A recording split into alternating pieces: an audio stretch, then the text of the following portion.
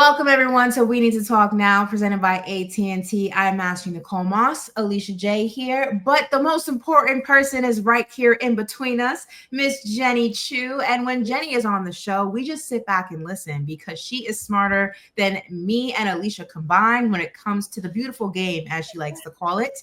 And we're going to dive into everything NWSL. The season kicks off on Friday, and there's no better person to kick that off with than Miss Jenny herself. So we are going to dive in right now. There's so much to get into. I think that before we get into all the meat of this situation, let me just give everyone this. On Friday, the Washington Spirit got a little bit of redemption, reigning over the reigning NWSL champions, the Orlando Pride, in the Challenge Cup. It was a rematch of last year's title game. The Spirit won 4-2 on penalties after the game ended full time, 1-1. This match kicks off what should be an exciting NWSL season, which begins this Friday. Now, with all the excitement, we also have to shine a light on some of the things going on behind the scenes that are not as exciting. So bear with me as I run through all of this so everybody has all the facts, because I know, Jenny, you have a very in-depth answer that you want to share with everyone. So let me give everyone the facts and then let's dive into it. So the Bay Football Club, on Friday, the San Francisco Chronicle reported that two former Bay Football Club players described the culture underneath their head coach as toxic. Now, the first complaint was made over the summer, reaching ownership and other club leaders. The second was made following the conclusion of the 2024 season through the NWSL's anonymous reporting mechanism. So I guess like a hotline, tip line that you can safely report whatever complaints that you may have. The player who made the complaint, quote, felt targeted by personal comments directed by Montoya, who is the head coach, toward her during review meetings, according to the Chronicle, and began to suffer anxiety attacks at the thought of going to training. The NWSL confirmed Friday that, quote, a review is underway by an independent third party. Bay CEO Brady Stewart said that there was, quote, no evidence of a bullying allegation lodged against their head coach, Montoya, saying, quote, I think it's important to note that these issues have been raised are all related to communication challenges. Of course, the league is looking into this, as you saw Friday morning. We will absolutely cooperate with the league and support any recommendations from the league, end quote.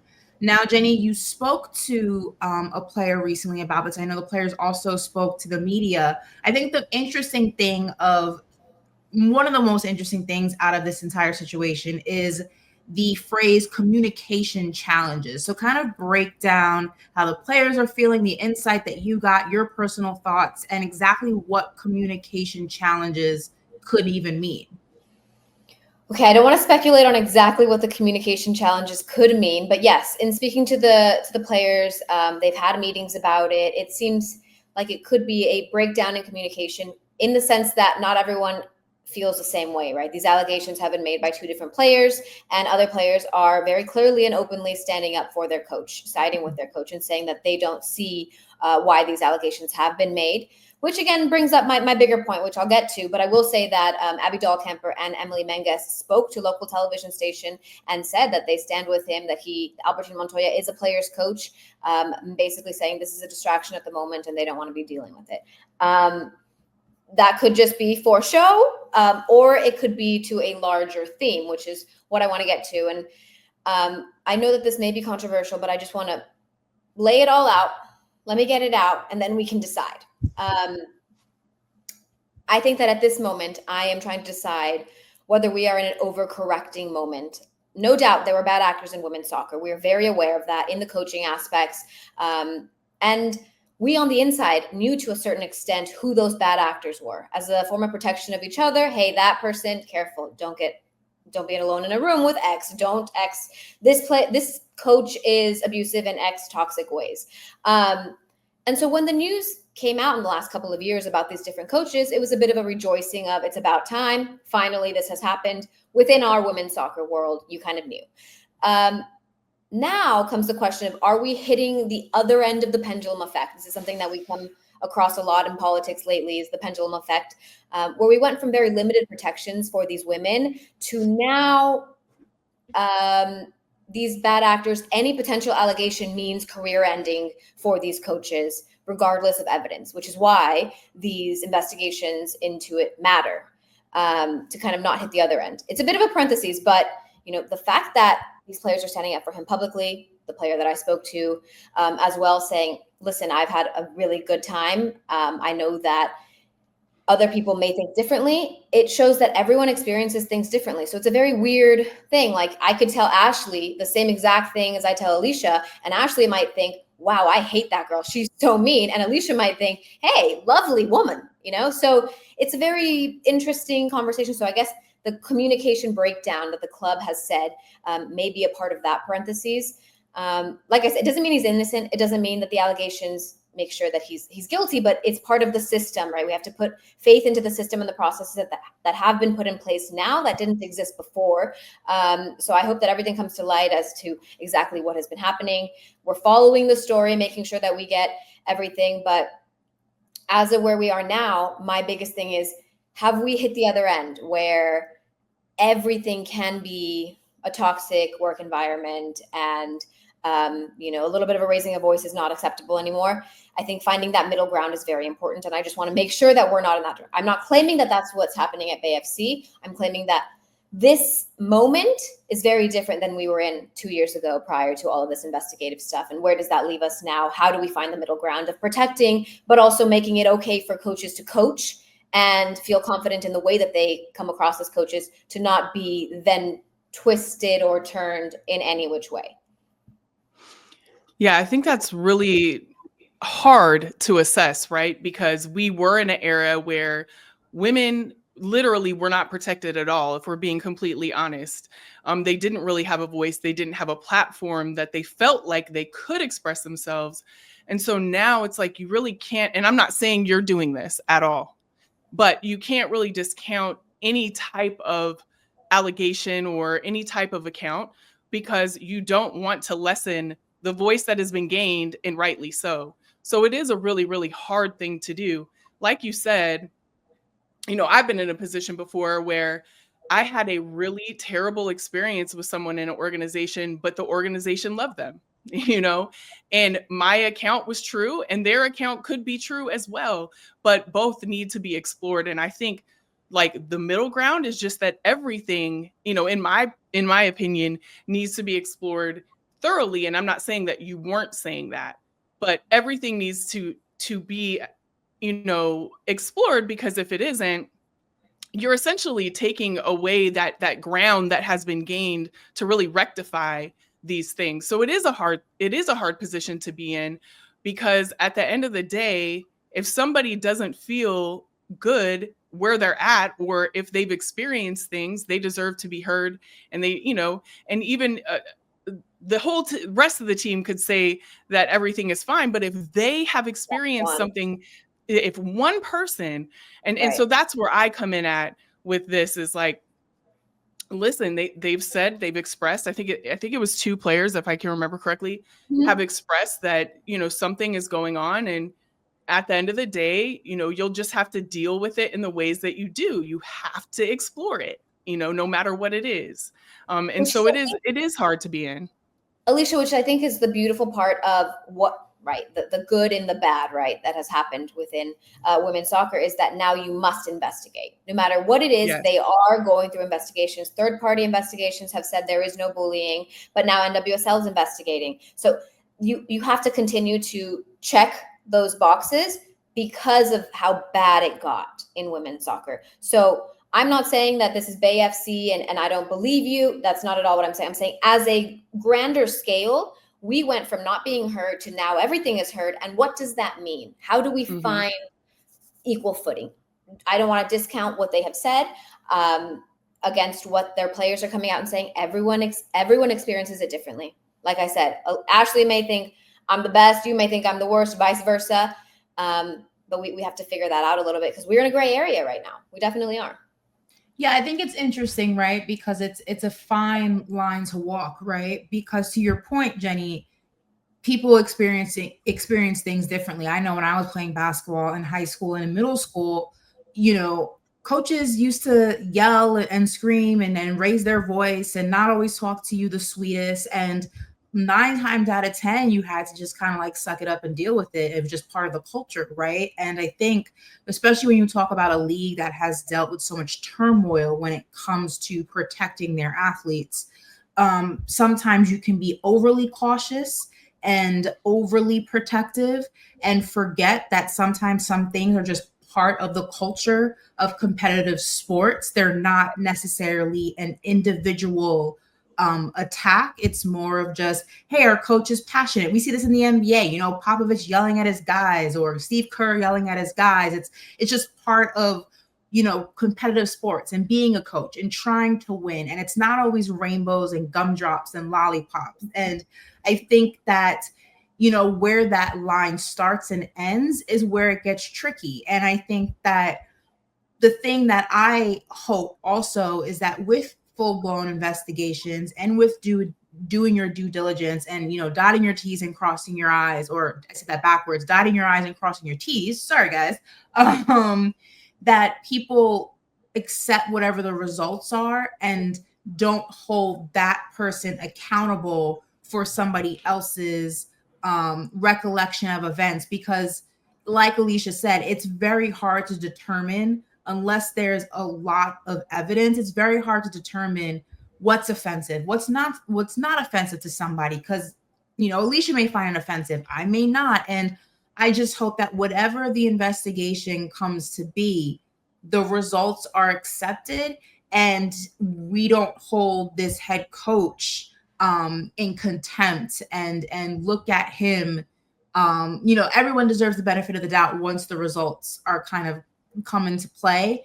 And I think that we also have to remember, again, there are certain things, certain tones, certain body languages that just unfortunately or fortunately come with competitive sports, and not everything is quote unquote toxic. Sometimes it is just the way it is when you're in a high stress level job that requires you to win games and you have a field of players who also want to win games. Everyone doesn't always talk to each other nicely. Not saying that that's what happened in this situation, but I think that it's sometimes the lines can get blurred with what's toxic and what's competitive, if that makes sense. Totally.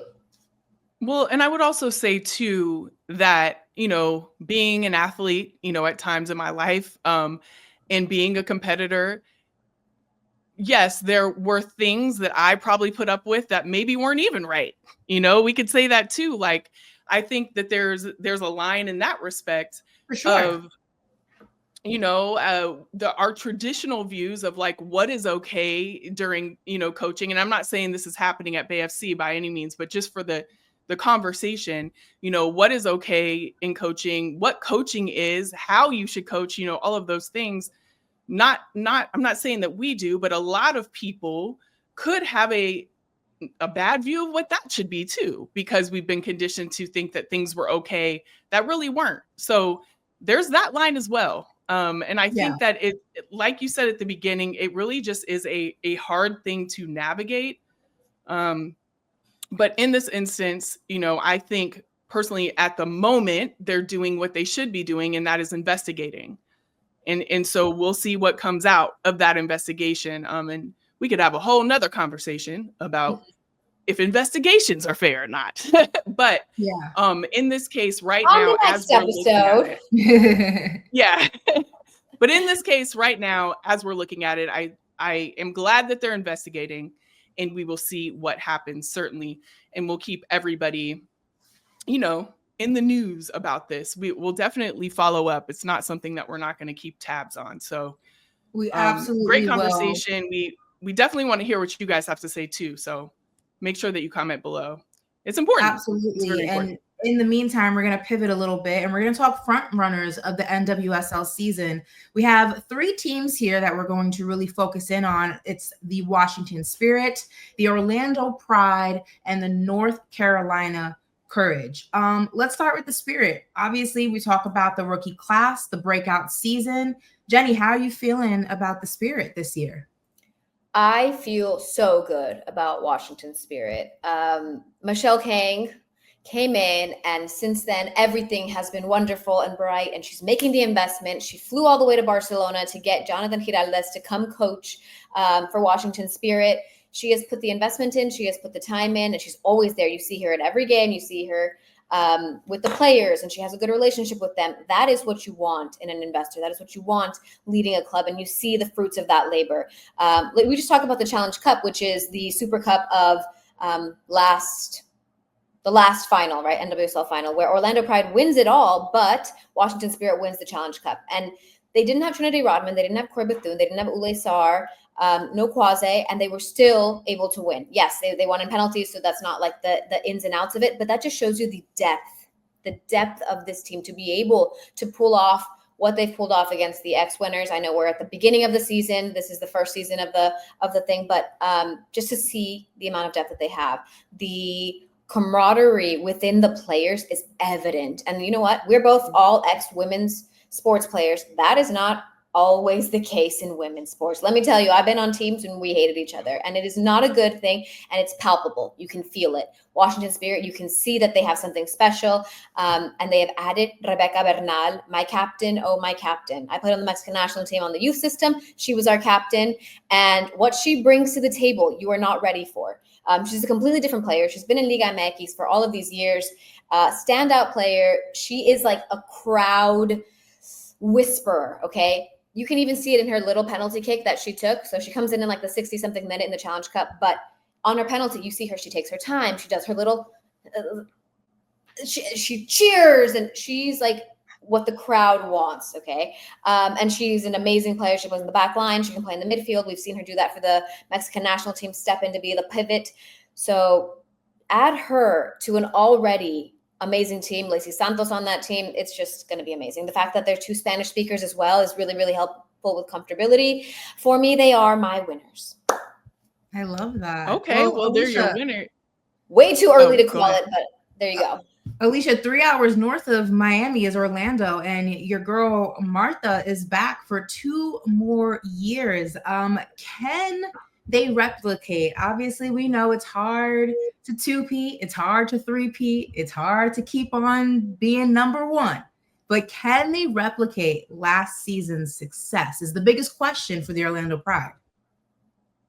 Yeah, and I think they certainly can. I mean, they have pretty much all of the same things that they had coming in to the last season, right? And they re-signed Marta, which is huge, obviously. I mean, anyone signing her would be huge, but re-signing her is amazing.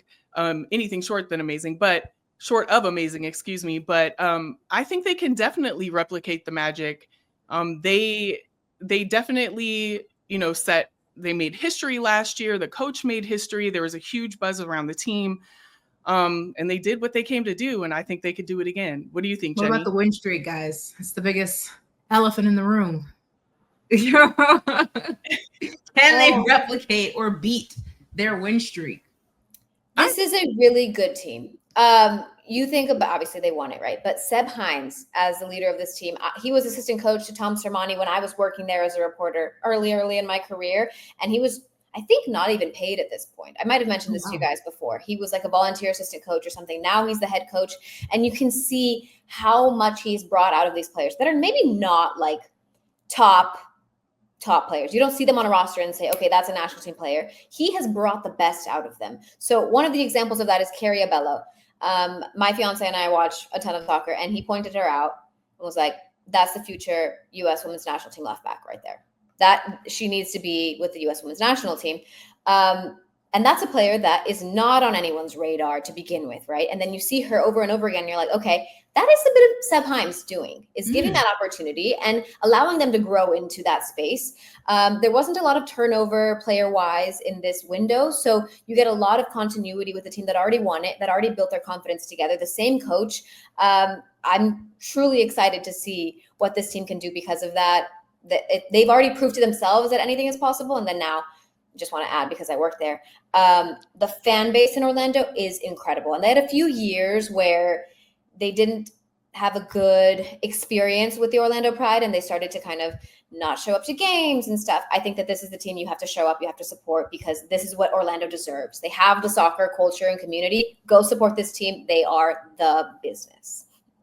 I want to talk about a team that signed a player whose name I absolutely love, and it's not because I'm from there. The North Carolina Courage recently signed Brooklyn Courtnall. I absolutely love that name, by the way. If I had a little girl, her name would be Brooklyn. Brooklyn Courtnall solidifying their defensive line. Riley Jackson building into a solid midfielder. I mean, the biggest question is, can the duo of Shaw and Sanchez get into a groove early and put this team in contention for what everybody wants, and that is a title?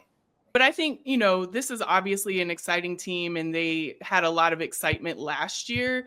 Coming down the line, I think that, when you look at the signings that they've had, they're solidifying the defensive line, like you said, with the signings, which is something that I think they could have had a little bit of improvement last year coming into it.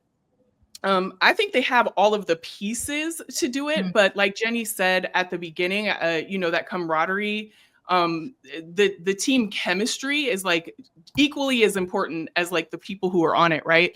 And so I think for me, that is probably like the main thing that I would be looking for in this team, is just like how that comes together, because that is like one of the pieces that I feel like, coming down the line for them will be really important in the success of what they have coming down this year. So that's just my take from afar. But Jenny, I know you have, like Ashley said at the beginning, you make us better when we talk about soccer. That's why a lot of times I just sit and listen, because I learned so much. Jenny has it all. I cannot hang in any other conversation, but this is my only thing I can bring to the table is football. Sorry, not American football. I got it. Thank you. Just making sure I didn't claim something that didn't exist for me. Honestly, Emma, our amazing producer, has nailed North Carolina Courage. There's a potential there with that big Jaden Shaw move. Sean Nahas has been trying to build this team into what he wants it for the last couple of years now. He has Ashley Sanchez, and that is who they're building the team around. And then you add Jaden Shaw, which I'm super surprised she was let go, by the way. To even leave is wild to me. But that's another topic. So we'll see. Emma added them as the third. It's not my third. I'm not sure who my third is, but great to see Sean Nahas continue to get those pieces and build those pieces, because they have something special there. They have support. And like you say there, Alicia, the team camaraderie, we see that building. I think Kaylee Kurtz is on the back line still, getting a ton of minutes for them. Just some unsung heroes on the Courage. There's just plenty there. They ended in 5th last year. Really, if we're going to just talk a topic, I'm going to let Emma go with Carolina Courage is going to be in the top 3, because they always are in the conversation. For me, the biggest question mark is, what is Gotham doing in this offseason? I mean, they let so many players go. I'm a bit confused on the moves.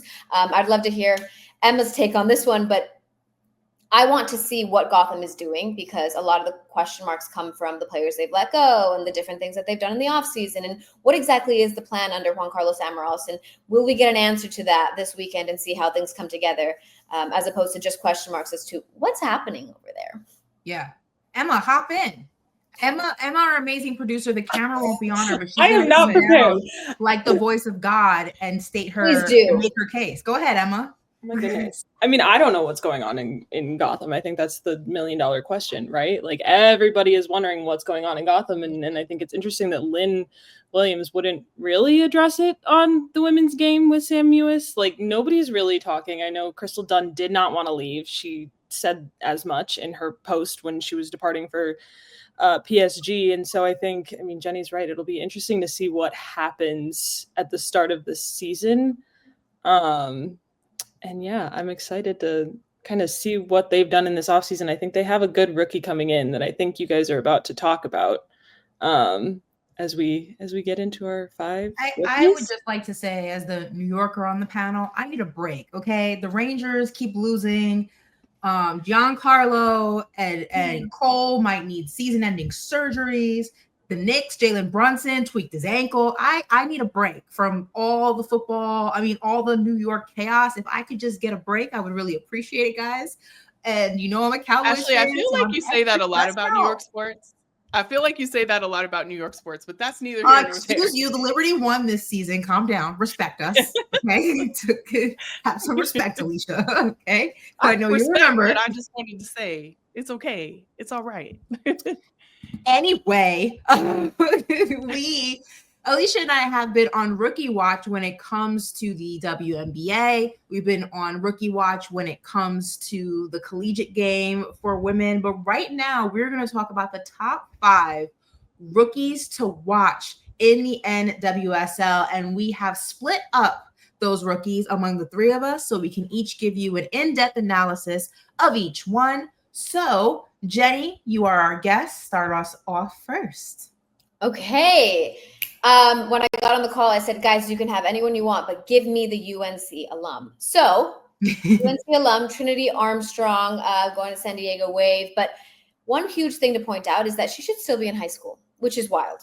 Okay, so UNC had this whole thing where a bunch of players left, transferred out, and some went pro. So they had to fill in spots quickly. They've asked their high schoolers to get in quickly, right? So we had a lot of that, like gray shirt and get in earlier than you shall. Wow. So she did that, had a successful career at UNC, and then went pro, and now she should still be in high school.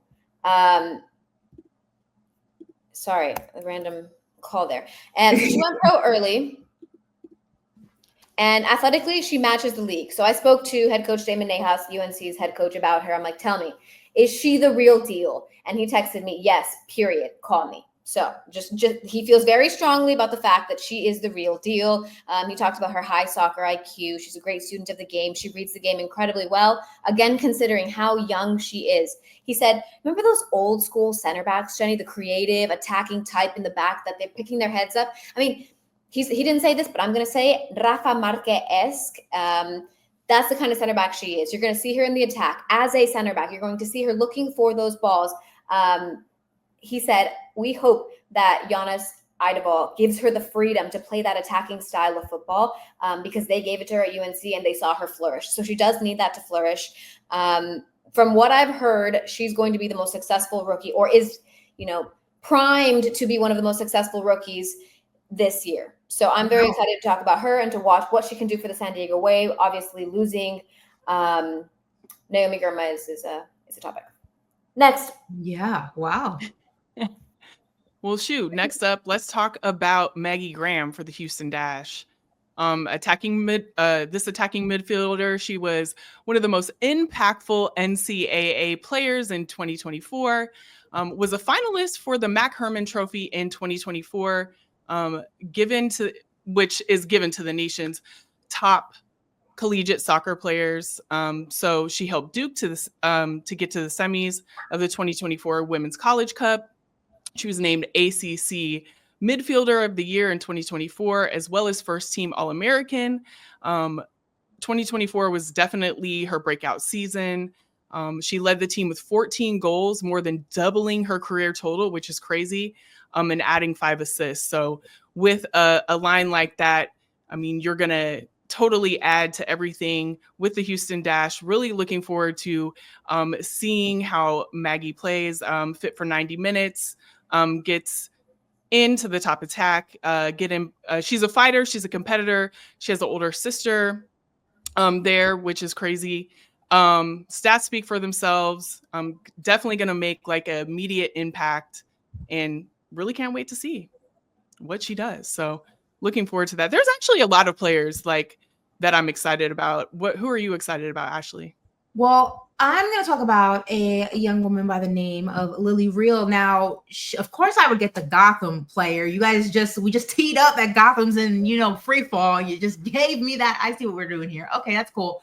but she's a UCLA alum. But they are the 2022 NCAA champions, known as one of the most reliable NCAA players out there. The center back dominated during her UCLA career.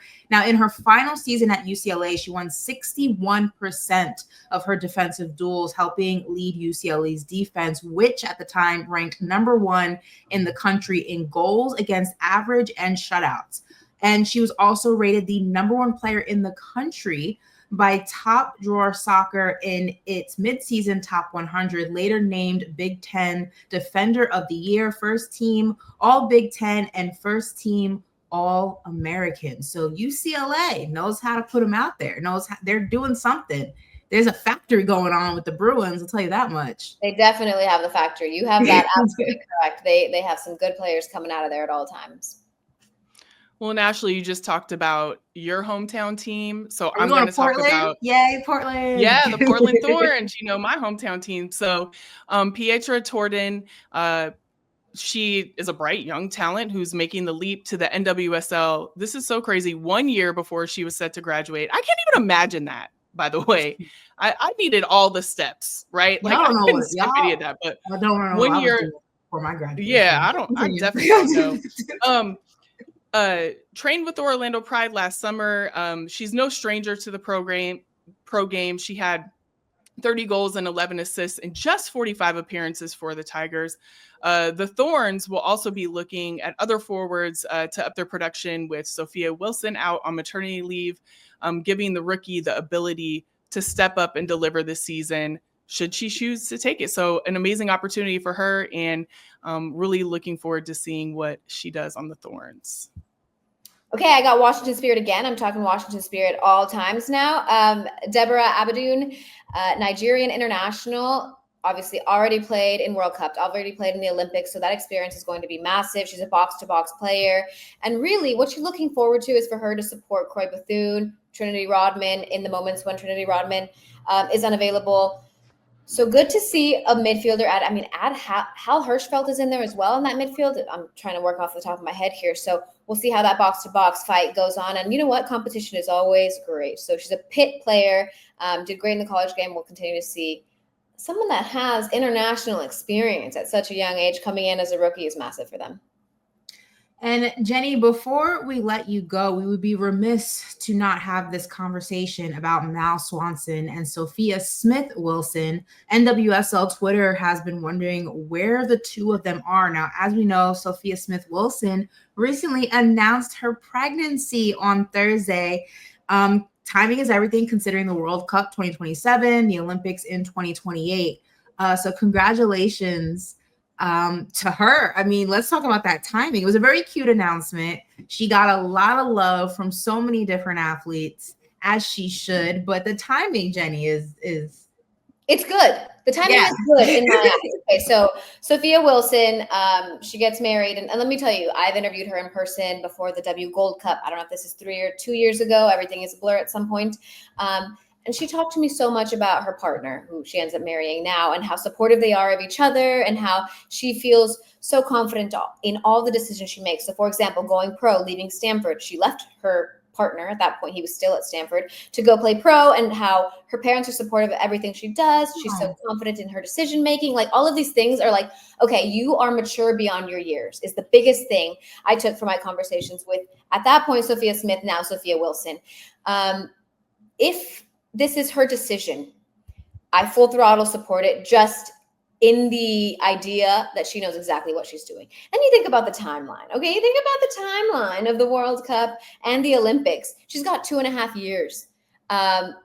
This is great timing for her. She's very young, and everyone makes their decisions, but she has plenty of time to come back from it if that is what she decides to do. No pressure, no pressure. We'd love to see her. Triple espresso on that front line is the best thing we've seen. And will we get to see it again? That's a very fun thing to talk about, but absolute congratulations to her. Beautiful news. I like the timing. We want to see you with the U.S. Women's National Team.